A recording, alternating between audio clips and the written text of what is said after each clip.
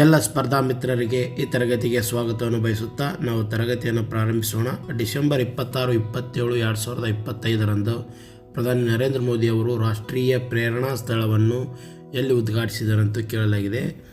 ಇಲ್ಲಿ option A Varanasi, option B Lucknow, option C Ayodhya, option D Gorakhpur.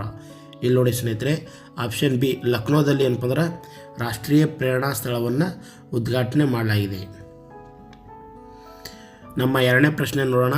ಕೇಂದ್ರ ಗೃಹ ಸಚಿವ ಅಮಿತ್ ಶಾ ಇತ್ತೀಚೆಗೆ ಕೇಂದ್ರ ಗೃಹ ಸಚಿವರಾಗಿರ್ತಕ್ಕಂಥ ಅಮಿತ್ ಶಾ ಅವರು ಇತ್ತೀಚೆಗೆ ಭಾರತದ ಮೊದಲ ರಾಷ್ಟ್ರೀಯ ಡೇಟಾಬೇಸನ್ನು ಕೆಳಗಿನ ಯಾವುದಕ್ಕಾಗಿ ಬಿಡುಗಡೆ ಮಾಡಿದರು? ಇಲ್ಲಿ ನೋಡಿ, ಆಪ್ಷನ್ ಎ ಕೃಷಿ ರಫ್ತು, ಆಪ್ಷನ್ ಬಿ ಕಾಣೆಯಾದ ವ್ಯಕ್ತಿಗಳ ವರದಿಗಳು, ಆಪ್ಷನ್ ಸಿ ಕಳೆದು ಹೋದ, ಲೂಟಿ ಮಾಡಿದ ಮತ್ತು ವಶಪಡಿಸಿಕೊಂಡ ಶಸ್ತ್ರಾಸ್ತ್ರಗಳು, ಆಪ್ಷನ್ ಡಿ ಸೈಬರ್ ಅಪರಾಧ ಶಂಕಿತರು. ಇಲ್ಲಿ ನೋಡಿ ಸ್ನೇಹಿತರೆ, ಆಪ್ಷನ್ ಸಿ ಕಳೆದು ಹೋದ, ಲೂಟಿ ಮಾಡಿದ ಮತ್ತು ವಶಪಡಿಸಿಕೊಂಡ ಶಸ್ತ್ರಾಸ್ತ್ರಗಳು ಏನಪ್ಪ ಅಂದ್ರೆ ಸಂಬಂಧಪಟ್ಟಂತೆ ಏನಪ್ಪ ಅಂದ್ರೆ ರಾಷ್ಟ್ರೀಯ ಡೇಟಾಬೇಸನ್ನು ಬಿಡುಗಡೆ ಮಾಡಲಾಗಿದೆ.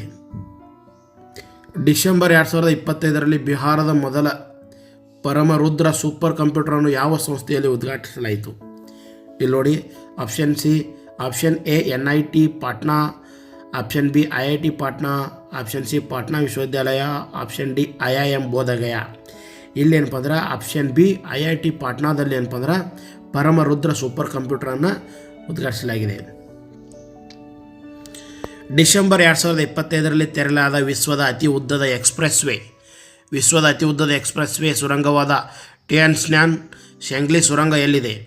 Option A Tibet China, option B Xinjiang China, option C Himachal Pradesh Bharat, option D ಗೀಫು.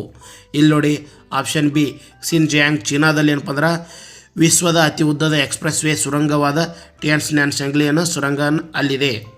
ಅದನ್ನಪ್ಪ ಅಂದ್ರೆ ಇದು ಮಾಡಿದ್ದಾರೆ. ಸುಸ್ಥಿರತೆಯ ಹೊಸತನಕ್ಕಾಗಿ ಇತ್ತೀಚೆಗೆ ಪ್ರಧಾನಮಂತ್ರಿ ರಾಷ್ಟ್ರೀಯ ಬಾಲ ಪುರಸ್ಕಾರವನ್ನು ಯಾರಿಗೆ ನೀಡಲಾಗಿದೆ? Option A Aishi Prisha Borah, option B Riya Kumari, option C Aryan Singh, option D Pema Khandu.